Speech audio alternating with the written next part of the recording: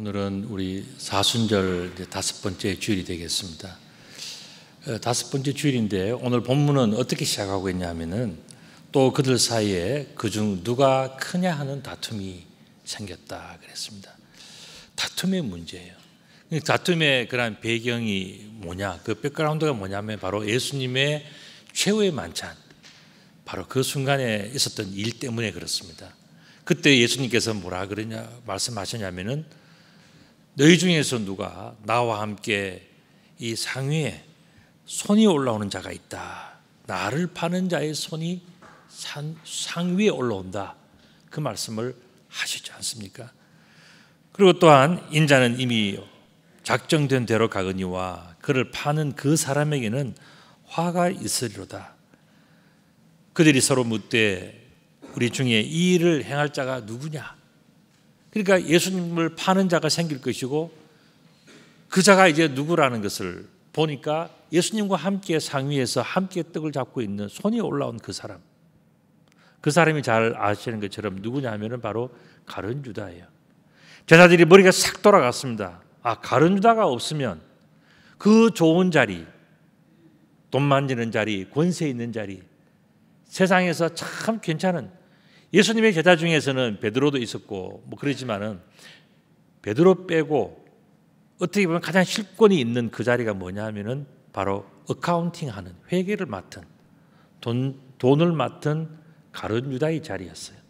그러니까 그 자리는 권세 있는 자리였죠. 그러니까 제자들이 생각을 했습니다. 그 자리를 누가 차지하느냐? 다툼이 생깁니다. 빈 자리를 누가 차지하게 되느냐? 이것이 바로 다툼의 그런 아주 중요한 이유였습니다. 그들 사이에 그중 누가 크냐 하는 다툼이 난지라 그랬습니다. 빈 자리를 서로 차지하려는 이유 이해가 되십니까? 예수께서 이르시되 이방인들의 임금들은 그들을 주관하며 그 집권자들은 은인이라 한다. 세상에 있는 권세 있는 사람들은 다 꿈꾸는 것이 있는 게 뭐예요? 전부 다 내가 주의에 대해서 전부 다 주관하는 것. 그리고 사람들로부터 고맙다, 잘됐다, 당신 때문에 내가 이렇게 되었습니다라고 하는 그 칭찬을 듣고 싶어 한다는 거예요. 이게 세상 사람들의 꿈이라는 거예요. 그러니까 임금이 그 자리에 있을 때에 사람들로부터 다 이 이야기를 듣고 싶어 한다는 것이죠. 그런데 예수님께서는 말씀하셨어요. 너희는 그렇게 되지 말라. 어떻게 보면 세상에서 유명해지고 권세도 있고 팍팍 쓰면서 사람들 앞에 존경받고 인정받고 하는 것이 세상 사람들이 다 꿈이지 않겠습니까? 그런데 예수님은 그런 것 하지 말라 그랬습니다. 너희 중에 큰 자는 젊은 자와 같고 다스린 자는 섬기는 자와 같을지니라 그랬어요. 그러면 큰 자가 뭐냐? 크다라고 하는 것은 메이존이라고 하는 그러한 헬라어예요. 여러분들 혹시 영화관에 가면 메가박스 이런 말 들어보셨잖아요. 메가몰 이런 말 들어보셨죠. 이 메가는 뭐냐면 크다라는 뜻이에요. 근데 큰 것 중에서 메이존이라고 하는 이 헬라어는 뭐냐면 가장 최상급을 이야기하는 거예요. 아주 그레이티스트한 거예요. 그러니까 큰 자, 큰 사람. 세상 사람들이 볼 때 임금처럼 왕처럼 요즘 우리 세상으로 하는 회장님처럼 굉장한 그런 사람을 다 생각하는데 예수님은 그런 자가 되지 말고 어떤 사람이 되라고요? 작은 자, 어린아이 같은 자. 네오스라고 하는 단어는요, 작다, 생긴 지가 얼마 안 된 새로운 젊은 어린아이와 같은 그런 뜻이에요. 우리는 전부 다 몇십 년 동안에 관록을 쌓은 대단한 사람을 꿈꾸는데 예수님은 그런 사람 되지 말고 마치 새싹처럼, 어린아이처럼, 젊은 사람처럼, 영맨처럼 새로운 인물, 어떻게 보면 인정받지 못하는 사람이죠. 그런 사람이 되라는 거예요. 왜 그랬을까? 뿐만 아니라 다스리는 자가 되지 말라 그랬습니다. 헤게모니라고 하는 이 단어는 뭐냐면 여러분 잘 아시는 헤게몬이라는 단어, 바로 그 이야기입니다. 우리는 헤게모니를 쥔다. 그래서 이게 뭐냐면 권력을 쥐고 그 다음에 다스리는 것도 힘을 가지는 것. 이게 바로 헤게모니를 쥐는 거예요. 그런데 이 제자들 속에서 헤게모니를 가진 사람이 누군가? 그는 바로 어카운팅 하는 사람, 회개를 맡은 사람, 그 사람이 바로 최고의 실권자였어요. 그래서 이 베드로와 같은 그러한 어떤 영적으로 예수님의 말씀에 충실하는 그런 제자도 있었지만은, 그러나 또 뭐냐면은 어카운팅해서 제자들을 먹여 살리고, 그다음에 또 뭐냐, 그게 함께하는 예수님의 어머니와 또 따라오는 여인들이 또 많이 있었단 말이죠. 갈릴리에서부터 따라온 사람들, 그런 사람들 다 먹이고 챙기고 뭐 다 하다 보니까 이 사람의 수고와 헌신이 나중에 어떻게 됩니까? 모든 사람들이 보다 더 맛있는 거, 좋은 거 먹기 위해서 이 회개를 맡은 사람에게 눈이 가고 귀가 가고 입이 가게 되는 거죠. 그렇기 때문에 다스리는 것은 하나의 권세예요. 어카운팅 하는 것은 하나의 권세. 여러분들 회사든 어디든 다 한번 보세요. 가정에도 마찬가지고 돈줄을 누가 쥐고 있느냐에 따라서 자녀들도 누구도 다 거기에 따라가는 겁니다. 이게 바로 헤게모니예요. 그래서 헤게오마이라고 하는 단어가 바로 그와 같은 똑같은 단어입니다. 그런데 예수님은 그렇게 되지 말고 뭘 해라 하냐면은 섬기는 자가 되라 그랬어요. 디아코노스가 되라. 오늘 본문에서는 디아코네오, 섬기는 것, 섬기는 그 자체가 되라는 거예요. To be a servant. 그러니까 이게 뭐냐면은 봉사하고 섬기는 자가 되라는 거예요. 여러분들 우리 찬양대도 왜 찬양대로 봉사하고 섬깁니까? 우리 주방이나 여러분들 뭐 여러 가지 직분들을 맡아서 섬기는, 왜 섬기느냐를 알아야죠. 목사가 시키니까, 교회가 시키니까 한다. 이거는 어떻게 보면은요, 좀 단순해요. 그러나 오늘 본문 말씀 속에는 우리가 왜 섬겨야 되는지, 우리는 왜 이 섬기는 직이 소중하게 여겨져야 되는지, 이런 것을 다 말씀해 주시는 본문이에요. 어쨌든 여기 가면은 큰 자가 되지 말고 다스리는 자도 되지 말고 어린 자, 겸손한 자, 섬기는 자가 되라 그랬습니다. 그 이유들이 나옵니다. 예수님께서 이렇게 설명하셨어요. 앉아서 먹는 자가 크냐, 섬기는 자가 크냐? 앉아서 먹는 자가 아니냐. 그러나라는 중요해요. 그러나 나는 섬기는 자로 너희 중에 왔다. 예수님께서는 섬기는 자로 오셨다는 겁니다. 이거는 완전히 새로운 질서를 해요. 세상에 많은 사람들은 뭡니까? 왕처럼 대접받고 권세를 가지고, 이게 뭐냐? 세상의 모든 사람, 모든 조직이 다 그래요. 그런데 오늘 본문에서 하시는 이 예수님 말씀은 뭐냐면, 예수님은 섬기는 자로 오셨다. 예수님께서 섬김을 보여주신 구체적인 것이 있는데 뭐냐면, 첫 번째는 세족식이에요. 이건 여러분 잘 아실 거예요. 그런데 오늘 보면은요, 예수님께서 성만찬, 마지막 최후의 만찬을 하실 때에 다른 복음서를 보면 예수님께서도 이 마지막 만찬을, 최후의 만찬을 함께 준비하셔요. 함께. 정황상으로 보면. 그러니까 예수님은 자신의 마지막에 그 제자들과 함께 나누는 그 음식을 예수님께서는 도와서 함께 하시고, 그다음에 제자들의 발을 다 일일이 씻어 주신 거예요. 여러분, 우리 교회는 최근에 세족식을 별로 안 하지만 우리가 한동안 많이 했습니다. 매년 했어요. 근데 제가 참 짓궂은 면이 있어가지고 세족식 한다라고 절대로 이야기를 안 해요. 그래서 사람들이 세족식 오면요, 갑자기 세족식 한다고 대야에 물 떠넣으면 그때부터 얼굴이 막 당황해지기 시작합니다. 그래서 어떤 사람은 그래요. 양말 신고 하면 안 돼요. 이렇게 묻는 사람도 있고, 어쩔 수 없이 양말을 벗습니다. 그래서 벗어서 발을 한번 씻겨보면요, 발가락에 보면은요, 어떤 사람은 평소에 발을 깨끗이 잘 씻고 있는 사람이 있어요.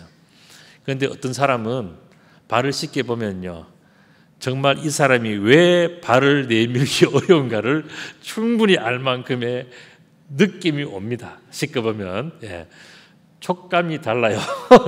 그렇게 해서 하는데, 그 얼마나 본인도 당황스럽고 하는 사람도 참 내가 이 발을 씻기면서 참 발이 깨끗하지 않구나 다 느낀단 말이죠.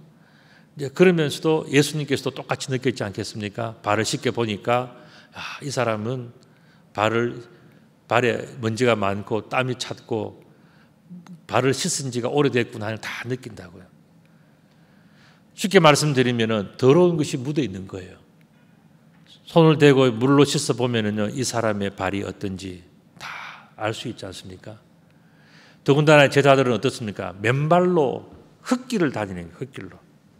저도 밭에서 어제 일을 하고 집에 들어가서 장화를 벗고 이렇게 양말을 벗으니까요, 양말이 흙으로 범벅이 돼 있고 발을 씻으니까요, 노란물이 나오잖아요. 씻으면서도 야, 내 발이 더럽다라는 생각을 해요. 여러분들 매일 발을 씻어도요, 하루만 지나면 발은 더럽습니다. 땀이 나니까. 그리고 지금 그 땀에다가 먼지를 묻고 뭐 다 하면요, 발은 항상 지저분하게. 그리고 우리 몸을 생각해 보세요. 우리 몸에서 더러운 것은 다 어디 가겠어요? 다 밑으로 내려가서 땀구멍에 가서 발 밑에 더러운 것이 다 차 있단 말이죠. 그러니까 발은 항상 더러운 거예요. 그런데 예수님께서는 그 발을 씻어주면서 그렇게 했단 말이죠. 정말 더럽고 추하고 만지기 싫고 뭐 그런 것들을 예수님은 다 섬겼지 않습니까? 자, 그렇다면 우리가 한 질문을 해봐야 돼요. 우리도 예수님처럼 그렇게 더럽고 하기 싫고 치사하고 안 꼽고 그런 일들을 꼭 해야 되는가? 여러분들 주변에서 그런 일이 뭐 한두 개 있습니까? 여러분들 제가 보니까요, 우리 부인들은 대체로 남편들보다 나이가 좀 적잖아요. 그러니까 나이에 눌려 살고요. 그 다음에 또 뭐냐면 힘에 눌려 살아. 그리고 또 여러 가지로 살다가 보면 너 억울한 게 너무 많아. 그래서 쌓인 게 막 더럽고 치사한 게 너무 많은데도 참고 살아간단 말이죠. 마치 예수님이 제자들이 발을 씻겨주는 것처럼 그래도 참고 씻겨주는 거예요. 또 뭐 남편도 또 마찬가지예요. 자기는 그래도 열심히 살아간다 그러는데 집에서 해보면 늘 칭찬은커녕 늘 야단만 맞잖아요. 그러니까 똑똑하게 제대로 하는 것 같은데도 안 되는 게 많단 말이죠. 그러니까 남편은 남편대로 아내는 아내대로 어떻게 보면 더럽고 치사한 일들을 겪으며 살아가는 거고요. 자식과 부모도 마찬가지고 사회에 나가서 세상살이 해보면 더 그래요. 더 그래요. 가족은 오히려 이렇게 양반입니다. 세상에 나가서 여러분들 그 정말 돈 좀 벌려고 하려고 그러면 모든 자존심 다 내려놓고요. 모든 정말 요거도 먹고 치사한 거 다 해야 돈을 버는 거 아닙니까? 세상살이가 참 힘들어요. 자, 그런데 내가 왜 이렇게 꼭 해야 되는가? 이렇게 어려운 일을 꼭 해야 되는가? 특별히 교회에서 여러분들이 하는 것, 무슨 봉사하는 것. 여러분 교회는요, 봉사직은요, 월급도 없어요. 실컷 이야기하고 다 하고 나면 나중에 잘못했다고 또 야단 맞잖아요. 그러니까 하면서 교회 일을 하면서 상처가 받고 시험이 드는 거예요. 내가 꼭 이렇게 해야 되나? 저 사람이 뭔데 나를 시켜? 뭐 주는 대로 먹지, 주는 대로 뭘 하지, 청소하고 뭐 하면 하지, 불편하면 자기가 또 좀 하면 되지. 왜 전부 다 어떤 사람은 죽도록 일을 하고 어떤 사람은 맨날 놀고 있고 불평등하단 말이죠. 왜 이렇게 살아야 되는가? 우리 교회 일에 대해서 많은 불만을 가질 수 있고 또 그런 어떤 이게 너무 더럽고 치사하다. 내가 꼭 이렇게 해야 되냐? 내가 그래도 세상에는 이런 사람인데 교회 오니까 처음부터 뭐 시킵니까? 화장실 시키고 뭐 시키고 뭐 반일하자 그러고 뭐 시키니까 이거 내가 뭐냐? 나는 그런 거 못해. 충분히 할 수 있는 거죠. 우리는 그런 생각을 가질 수 있어요. 그런데 오늘 본문의 말씀 보면 예수님께서 왜 우리가 봉사를 해야 되는지, 예수님은 왜 섬기는지를 아주 분명하게 말씀해 주셨어요. 너희는 나의 모든 시험 중에 항상 나와 함께한 자들인즉 내 아버지께서 나를 내게 맡기신 것 같이 나도 너에게 맡길 것이다 그랬어요. 중요한 게 뭐냐면 예수님이 고난받고 힘들고 어렵고 치사한 일을 하실 때 우리도 함께 하는 것이 그게 뭐냐면 너무너무 복된 일이라는 거예요. 예수님께서 걸어가신 그 고난의 길, 지금 우리 사순절 지나고 있지 않습니까? 예수님께서 정말 억울하게 십자가에 못 박혀 돌아가셨지 않습니까? 그런 모든 일들을 다 겪으시면서 살아가신 그 일을 우리가 동참할 때 그것이 우리에게 엄청난 축복이 되는 거예요. 그리고 그렇게 한 사람, 모든 시험 중에서 그 고난 중에서 예수님과 함께 한 사람이 결국 뭐냐?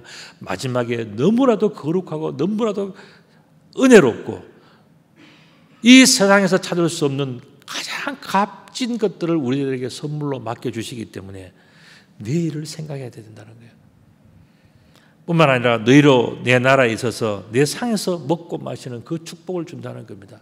우리가 예수님의 고난에 동참하고 정말 주님 때문에 치사하고 억울하고 그 모든 일들을 다 당하면 어떻게 되느냐?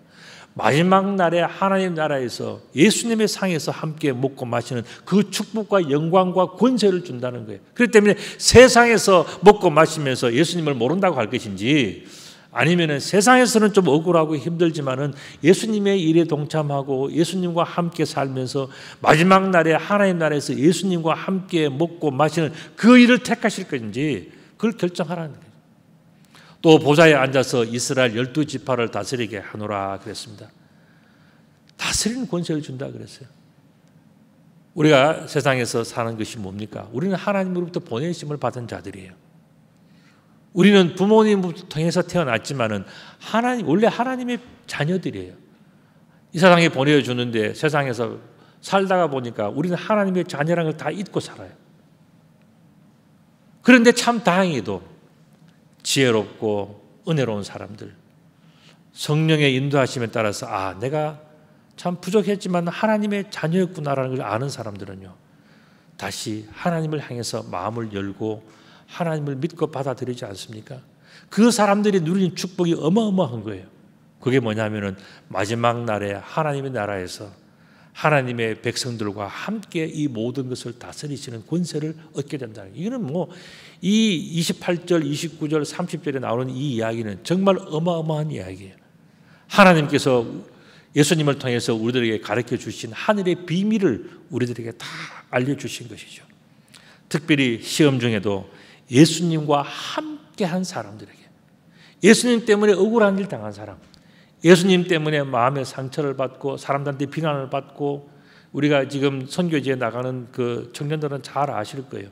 복음을 전하면요, 감옥에 가고 벌금을 내고 직장에 취직이 안 되고, 가족들은 많은데 우리 돈으로 5만 원 벌기가 힘들어요. 왜냐하면 예수 믿는 사람들은 취직을 금지시켜놨기 때문에. 이슬람을 배교했다고 해서 취직시켜주지 않아요. 가난하게 사는 거예요. 그런데도 감옥 갔다 와고 벌금 내고 또 예수를 믿는 사람, 그런 사람이 진짜라는 거예요. 왜 그럴까? 그들은 예수님과 함께하고 싶어서 마지막에 정말 우리가 얻을 그 상급을 바라보면서 시험 중에서도 그 모든 일들을 견딘단 말이죠. 다시 한번 정리해드리면 예수님처럼 하나님 나라를 맞는 그 축복을 받는 것이고, 우리가 주님 때문에 억울한 일을 당하면 이런 큰 축복을 받는 것이고, 또 예수님의 상에서 함께 먹고 마시고 예수님과 함께 다스리는 그 축복을 받는다는 거예요. 이것을 좀 쉽게 설명드리면 뭐냐면은, 지금 오늘이라고 하는 이 날은 어떤 날이냐 하면은 나중을 위한 준비라는 거예요. 여러분들 생각에는 세상에서 나도 저 사람처럼 부자가 되고 싶고, 저 사람처럼 건강하고 싶고, 저 사람처럼 똑똑하고 싶고, 세상의 모든 기준을 두는 사람은 세상에서 그냥 끝나는 거예요. 우리의 인생이 끝날 때 그것도 함께 끝나는 거예요. 그런데 예수님께서는 뭐라 그러십니까?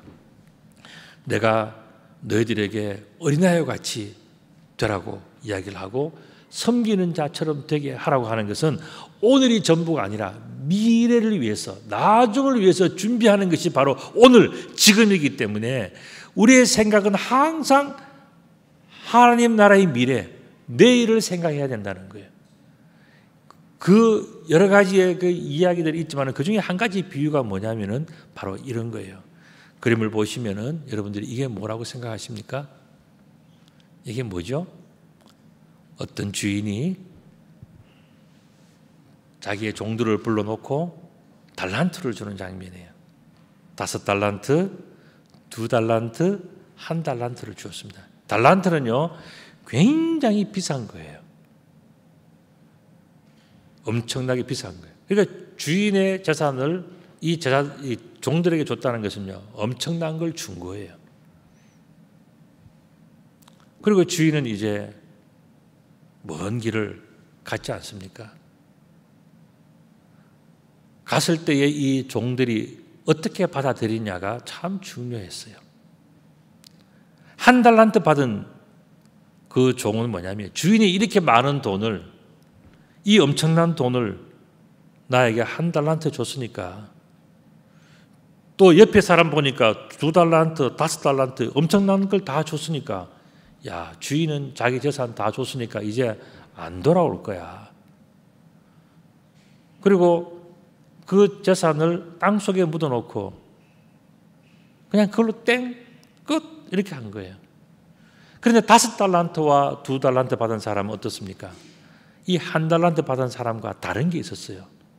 그게 뭐냐면은, 주인은 반드시 돌아온다. 그리고 돌아오는 그날, 그런 시간이 있기 때문에 나는 그날을 준비해야 되겠다.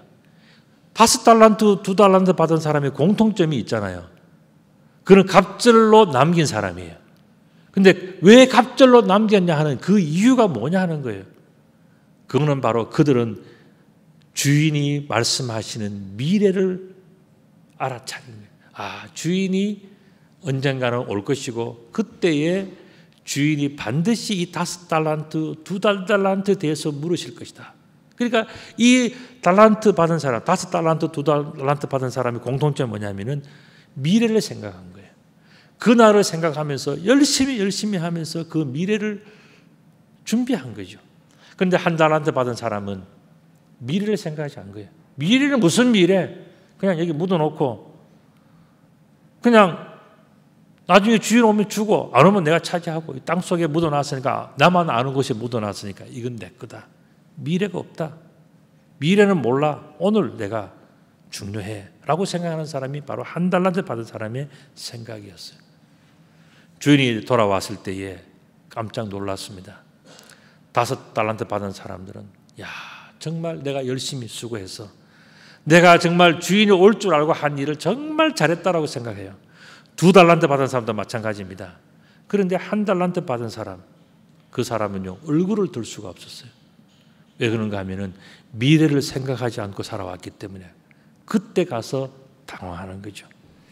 그래서 마태복음 25장 26절에 그 주인이 대답하여 이르되 악하고 게으른 종아 그랬어요. 이 1달란트 받은 사람이 뭐 사람을 죽였습니까? 뭘 한 거예요? 왜 악하고 게을러요? 이 사람은 미래를 생각하지 않은 종. 그렇기 때문에 악하다는 거예요. 그리고 왜 게으릅니까? 미래를 생각했다면 오늘 할 일이 너무너무 많은 거예요. 그날을 생각합니까?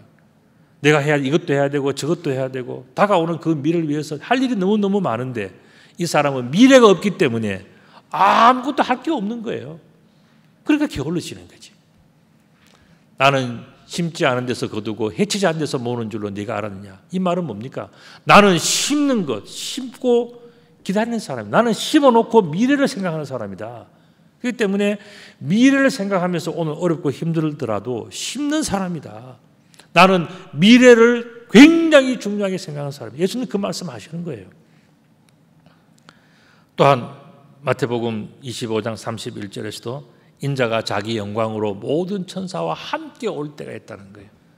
그러니까 지금은 이게 전부가 아니고 인자가 나중에 다시 올 때가 있다는 겁니다. 그래서 자기 영광의 보좌에 앉을 때가 있다. 전부 다 미래에 펼쳐질 이야기를 예수님께서 미리 다 말씀해 주시지 않습니까?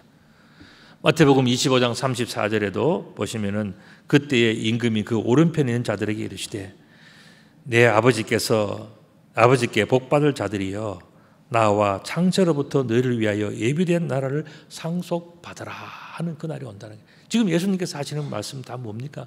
오늘도 참 중요하다는 거예요. 그러나 오늘이 미래를 위한 오늘이 아니면 의미가 없다는 거예요. 미래가 되어질 그 일을 우리들이 생각하고 그것을 하기 위해서 오늘 하루하루 살아가고 일을 하고 나무를 심고 뭘 하는 것이 중요한 거지 미래가 없이 아무것도 없이 그냥 그 살아가는 사람은 오늘을 살아도 오늘을 사는 게 아니라는 거예요.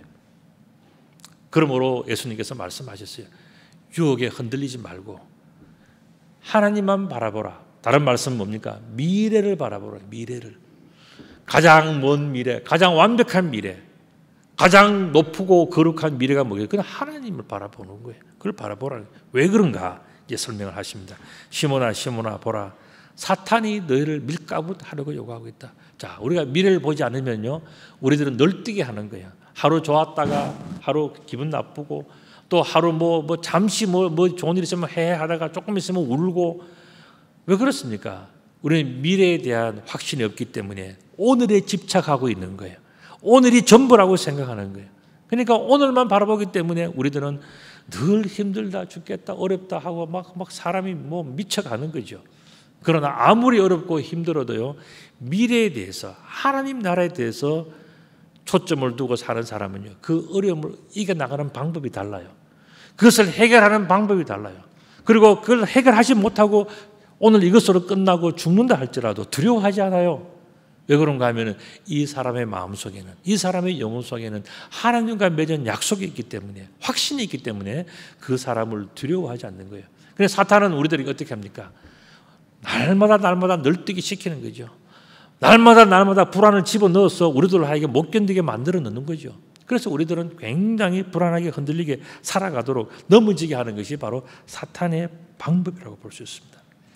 그래서 예수님 말씀하십니다. 그러나 내가 너희를 위하여 내 믿음이 떨어지지 않도록 기도하였으니 너는 돌이킨 후에 내 형제를 굳게 해라. 그가 말하되 주여 내가 주와 함께 오게도 죽는 데에도 함께 가기를 각오하였나이다 라고 베드로가 이야기를 합니다. 자, 예수님은 베드로를 위해서 기도를 했고 베드로도 나는 주님과 함께 오게도 가고 마지막까지 주님과 함께 가기를 나는 각오했습니다. 그렇게 이야기를 하는데 예수님께서 뭐라고 말씀하시지 아십니까? 베드로야 내가 네게 말하노니 오늘 닭 울기 전에 네가 3번 나를 모른다고 부인하리라 말씀하셨어요. 여러분들 제가 보여드리는 이 그림 제목이 뭔지 한번 맞춰보십시오. 여러분들이 아마 맞추긴 힘들 거예요. 왜냐하면 이건 내가 붙인 제목이니까. 내가 붙인 제목. 제목이 뭘까요?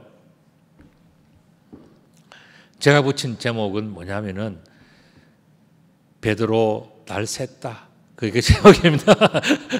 여러분들 꽃기호 하면 날 샜다 그러잖아요. 닭이 참 이게 시각이 예민한 조류잖아요. 그러니까 뭐냐면은 날 셀 때가 되면 이게 울어요. 근데 사실은 보니까 어제 제가 새벽 2시 반에 닭 소리를 들었거든요. 들어보니까 내가 볼 때는 사실은 배가 고파서 우는 것 같아. 근데 하여튼 이 닭이 꽃기호 하는 것은 이제 하루가 새로 시작됐으니까 이제 날이 곧 셀 거니까 빨리 먹을 거 줘 하면서 계속 꽃기호 이제 그 자기 언어로 하는 게 꽃기호라면 먹을 거 달라. 날 샜으니까 달라. 그래서 우리는 흔히 닭 울음소리를 들으면 날 샜다 그러는데 이 베드로가 닭 울음소리를 들었잖아요. 그러면 베드로 날 샜다 이 이야기입니다. 이 사진이. 자, 그렇다면은 우리가 한번 여기서 중요한 질문이 있어요. 그게 뭐냐 하면은 그러면 결국 예수님께서 베드로를 위해서 그렇게 기도했는데 그러면 예수님의 기도는 효력도 없는 건가? 예수님이 지금 뭐라 그러십니까? 베드로를 위해서 기도했다 그러지 않습니까? 그런데 베드로는 결과가 어떻게 된다고요? 닭이 울기 전에 3번이나 예수님을 부인해. 그러면 예수님의 기도는 헛것인가? 잘못된 건가? 효력이 없나? 능력이 없나? 왜 그런 거예요? 가만히 보면 바로 이런 내용이에요. 예수님이 기도한 것은요, 어떻게 보면 2가지를 한 거예요. 뭐냐면은 베드로야, 내가 너를 위해서 내 믿음이 떨어지지 않기를 내가 기도했다. 베드로에게도 요것만한 믿음이 있어요. 근데 그 믿음이 떨어지지 않기를 내가 너를 위해서 많이 기도했다. 그런데 예수님은 알고 계셨던 거예요. 뭐냐면은 내가 너를 가만히 보니까 너는 그 믿음을 끝까지 지키기가 참 힘들 것 같다. 제자들 중에서는 가장 뛰어나고 가장 훌륭하고 여러모로 참 완벽해 보이는 훌륭한 베드로인데도 예수님이 보니까 참 안 됐다. 네가 닭 울기 전에 3번 나를 부인할 것 같다. 다 아시는 거예요. 그러면서 예수님께서는 너무너무 중요한 말씀을 하셔요. 그게 뭐냐면은 그럼에도 불구하고 네가 그렇게 부인하고 실패하고 좌절하고 무너지고 다 엉터리 같아서 정말 뭐 흔히 하는 말로 뭐 널뛰듯이 그렇게 다 인생이 망가져도 그러나 내가 너를 위해서 기도하는 것은 뭐라고요? 나중에 돌이켜서 다시 돌아오는 그 날을 위해서 내가 기도하고 있다. 그 말씀하신 거예요. 여러분들 세상에 저도 그렇고 여러분들도 완벽한 사람이 있으면 손 한번 들어보세요. 우리는 아무도 그렇게 할 수가 없어요. 왜냐하면 우리는 정도의 차이지만 전부 다 죄인이에요. 마음속에 죄가 있어요. 그리고 마음속에 죄뿐만 아니라 실제로 살아온 우리의 역사가 뭐냐면 죄인의 역사예요. 죄인의 역사. 그리고 앞으로 우리가 죽는 날까지 살아간다 하지만 여러분들 죄 안 짓고 살아갈 사람이 있습니까? 어떻게 보면요, 지금까지 살아온 것보다 더한 죄를 짓고도 살아갈 수 있는 가능성이 우리 속에 충분히 있는 사람이에요. 단지 돈도 없고 시간도 없고 건강도 안 되고 뭐 그러니까 그냥 그렇게 살아가는 거지. 정말 너 마음대로 살아라 하고 다 베풀어 주면요, 우리는 벌써 빗나갈 사람이에요. 하나님도 없고 뭐 세상만 좋고 그 살아갈 수 있는 충분한 가능 잠재력이 있는 사람들이 우리란 말이죠. 예수님은 그걸 다 아셨어요. 그래서 하시는 말씀이 뭡니까? 내가 아무리 무너지고 아무리 잘못되어도 다시 돌아오기를 내가 기도하고 있다. 너가 정말 인생 속에서 정말 가슴 아픈 일들, 잘못된 일이 많다 할지라도 너가 다시 돌아오기를 나는 정말 너를 위해서 기도하고 있다. 그 말씀하신 거예요. 혹시 여러분들 자녀 중에서 부모님이 예수를 믿는 분들이 아마 계실 거예요. 그런데 여러분들 중에서 부모님의 마음에 흡족하지 않고 완전 삐딱하게 살아온 사람이 아마 있을 수도 있어요. 부모가 아무리 말을 해도 듣지 않는 사람들이 있을 수 있다고요. 그런데 그때 부모들이 어떻게 기도하겠어요? 하나님, 저 아들 언젠가는 돌아오게 해 주십시오. 그 기도하지 않겠습니까? 지금 예수님의 기도가 바로 그 기도라는 거예요. 언젠가는 돌이킨 후에 돌아왔으면 좋겠다. 꼭 돌아오게 해 주십시오. 왜 돌아와야 되죠? 이렇게 잘못한 사람인데 왜 돌아와야 됩니까? 어쨌든 부모의 심정으로 예수님은 돌아오라 그랬어요. 오늘 본문의 제목이 누가 크냐 하는 거예요. 여러분, 누가 크냐 이렇게 생각하면은요, 뭐 키가 크냐, 힘이 세냐, 뭐 머리가 크냐, 손이 크냐, 뭐 발이 크냐, 뭐 이런 생각하실 수 있어요. 그런데 예수님께서 누가 크냐라고 물었는데 그 답이 뭔지 여러분들 혹시 생각해 보셨나요? 그건 바로 이런 겁니다. 돌이켜서 마지막 날에 예수님과 함께하는 사람이 정말 큰 사람이에요. 돌이켜서 예수님께로 다시 돌아올 수 있는 사람은요, 용기가 있는 사람이에요. 지혜가 있는 사람이에요. 눈치가 있는 사람이에요. 능력이 있는 사람이에요. 그 사람은요, 축복과 사랑과 은혜를 받은 사람이에요. 이렇게 어마어마한 일이 우리의 눈앞에 있는데 돌아오지 않는다면 그 사람은 비겁한 사람이요, 그 사람은 아주 작은 사람이요, 그 사람은 축복을 받고도 인정하지 않는 거짓말의 사람이요, 그 사람은 사랑과 은혜를 많이 받고도 감사할 줄 모르는 사람이에요. 돌이켜서 마지막에 돌아온다는 것은 뭡니까? 자기를 알아본다는 거예요. 그리고 하나님을 알아본다는 겁니다. 예수님과 함께하는 사람의 특징은요, 오늘 본문에서는 어떻게 예수님 앞에서 젊은이와 같고, 다른 말로 한다면 어린아이와 같다는 거예요. 아까 제가 설명을 드렸죠. 네오라고 하는 헬라어예요. 이거는 뉴라는 뜻이고 있고 영이라고 하는 젊다는 뜻도 있어요. 새롭고 젊은 사람은 뭡니까? 늘 겸손해요. 자기가 잘났다고 생각하지 않습니다. 자기보다 모든 사람들이 더 훌륭하다고 생각하니까 작은 것도 배워요. 여러분들, 저는요, 이렇게 살아보면서 세상에 많은 사람들을 만나잖아요. 목회를 하니까. 제가 쭉 살아오면서 느끼는 하나의 그런 나름대로의 판단이 있어요. 아, 이 사람은 앞으로 큰 인물이 되겠다, 안 되겠다. 이 사람은 잘 되겠다, 안 되겠다. 대충 구분이 돼요. 그게 어떻게 해서 그러는지 아십니까? 매사에 겸손한 사람. 그 사람은 다른 말로 하면 지혜로운 사람이에요. 특별히 예수님 앞에서 겸손한 사람은요, 대단히 지혜로운 사람이에요. 그러니까 이 사람은 자기는 태어날수부터 부족하고 엉터리 같고 잘못된 것이 많은데도 늘 예수님 앞에 겸손해서 예수님의 말씀을 귀담아 듣고 배우고, 예수님께서 하시는 말씀은 나를 위해서 주시는 말씀으로 알고 내가 그렇게 살려고 노력하고 막 이렇게 세월이 지나니까 이 사람은 완전히 달라지는 거예요. 공부도 제대로 하지 못했고 태어난 동네도 저 시골이고 뭐 대거도 없는, 세상에서 내세울 것이 없는 사람인데 오히려 자기의 세상에서 나는 어디에서 태어나고 누구에서 어느 학교를, 그런 사람은 더 훌륭하게 말하는 게 너무 지혜로워요. 행동하는 게 너무너무 대단해. 왜 그럴까? 그 사람들 마음속에는요, 예수님을 사랑하고 존경하고 예수님처럼 되고 싶어하는, 예수님 앞에서는 어린아이야. 예수님의 지혜가 세상의 모든 사람들 위에 뛰어나지 않습니까? 그러니까 예수님의 것을 배우고 예수님 것을 닮아가니까 이 사람은 당할 수 없는 거예요. 어마어마한 사람이에요. 그릇으로 친다면요, 아무리 훌륭해도 엎어놓은 그릇은요, 거기다 좋은 보화를 담을 수가 없어요. 그런데 아무리 작고 깨진 것이라도요, 하늘을 향해서, 주님을 향해서 열려진 그릇은요, 많은 보화를 담을 수 있어요. 그러니까 우리는 항상 겸손한 사람이 돼요. 절대로 교만한 사람이 안 돼요. 교만한 사람은 더 이상 크질 않습니다. 특별히 하나님 앞에서, 예수님 앞에서 교만한 사람은 더 이상 크질 않아요. 그런데 보면은요, 하나님과 예수님 앞에서, 말씀 앞에서 늘 겸손한 사람이 있어요. 세상으로 볼 때는 정말 대단한 사람이고 훌륭한 사람이고 어마어마한 사람이에요.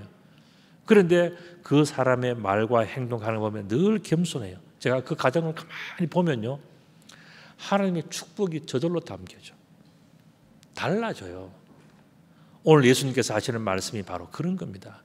우리는 예수님 앞에서 어린아이와 같이 겸손해서 하늘의 보화와 예수님의 축복을 담는 그릇이 되어야, 그릇이 준비가 되어야 축복된 삶을 살아가는, 그릇이 준비가 안 되면 아무리 축복이 쏟아져도요, 엎어진 그릇은요, 받을 준비가 안 된 그릇은 그릇을 담지를 못하는 거예요. 그래서 예수님께서 말씀하시는 것이 너희를 위하여 어마어마한 거룩한 축복이 준비되어졌으니까 너희들은 어린아이와 같이 되라. 이 말은 겸손해서 그릇을 하나님을 향해서 벌려라, 그 이야기입니다. 자, 그 다음에 또 예수님처럼 하나님을 섬기는 사람이 되라. 예수님이 이 땅에 오셔서 늘 하시는 것이 뭐냐면 아버지의 뜻을 이루기 위해서 섬기는 삶을 살았단 말이죠. 그것처럼 우리들에게 정말 섬기는 사람이 되라, 이렇게 말씀하셨어요. 이렇게 볼 때 오늘 본문 속에 나왔던 26절의 말씀, 너희 중에 큰 자는 젊은 자와 같이 되고 다스린 자는 섬기는 자와 같을지라고 하는 그 이유를 우리가 볼 수 있는데, 그게 뭐예요? 바로 30절의 말씀이에요. 30절에 보면 너희로 내 나라에 있어서 내 상에서 먹고 마시며 또는 보좌에 앉아 이스라엘 12지파를 다스리는 이 어마어마한 축복, 이 정말 세상의 사람들은 알지도 못하는, 예수님은 하나님으로부터 오셨기 때문에 이거 다 알고 계시죠. 이 정확한 모든 하늘나라의 비밀을 누구에게 주느냐 하면은 바로 어린아이처럼 겸손하고 하나님을 섬기고자 하는 그 마음, 이 두 가지만 있으면 이 축복을 받는다는 거예요. 이 엄청난 축복을 주는데도 어떻게 합니까? 사람들은요, 이것을 그릇으로 담지 못한다면 그 사람은 교만한 사람이에요. 그 사람은 세월이 지나도 변하지 않는 사람이에요. 희망이 없는 사람이에요. 그러나 이 말씀을 듣고 누구든지 이 말씀을 듣고 겸손하기만 하면 우리는 달라지는 거예요. 우리는 마지막, 세상은 이렇게 좀 험악하게 살았고 힘들게 살더라도 마지막 날에 주님 앞에서는요, 주님과 함께 먹고 마시고 하나님께서 맡겨주시는 거룩한 권세를 누리면서 또 세상의 모든 사람들을 다스리는 어마어마한 축복을 누릴 수 있는 거예요. 무엇 때문에? 두 가지 때문에. 어린아이처럼 겸손하고 예수님을 사랑하기 때문에 우리도 하나님을 섬기며 살아가는 이 두 가지만 잘하면 이 큰 축복을 받는 거예요. 저는 오늘 여러분들에게 마지막 인사를 함께 나누고 하면 뭐냐면은 바로 이 내용이에요. 당신의 마지막이 더욱 크게 되시기를. 우리 여러분들 옆에 계신 분들에게 눈을 보면서 정말 진심으로 축복하는 마음으로 같이 한번 해보십시오. 시작. 당신의 마지막이 더욱 크게 되시기를. 예. 자, 이것을 한국말로 하니 너무 길어요. 우리가 좀 품위 있게 우리 영어로 한번 해보죠. 자, 시작. God bless you. God bless you. 정말 우리는요, 잘 될 수 있는 가능성을 충분히 가지고 있어요. 이미 다 방법을 설명해 주셨어요. 겸손하게 이것을 받기만 하면, 또 믿기만 하면 이 모든 일들은 다 이루어지는 겁니다. 이 축복이 여러분들에게 항상 함께 하시기를 우리 주님의 이름으로 축복합니다. 아멘.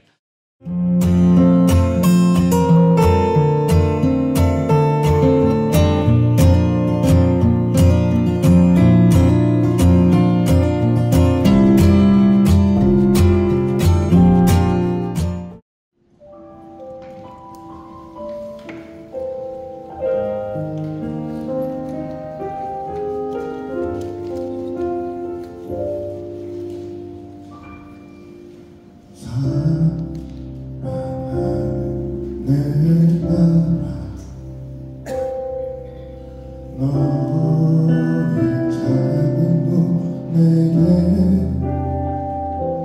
귀하다. 너와 함께 걸어가는 모든 시간이 내게 힘이라. 사랑하는 아들아, 내 연약함도 내게 금이라. 너로 인해 잃어버린 나의 양들이 돌아오리라.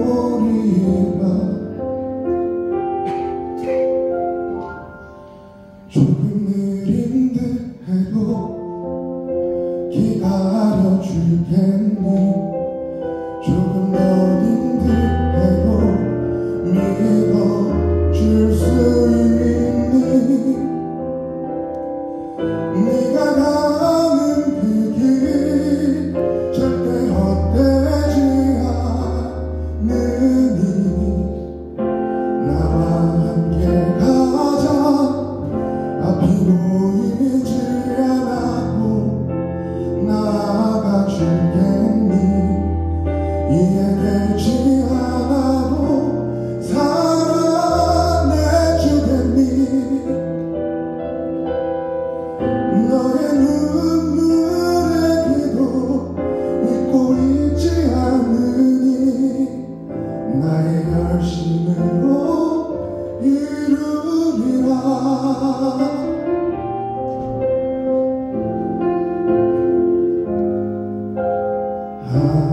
하나뿐인 사랑아,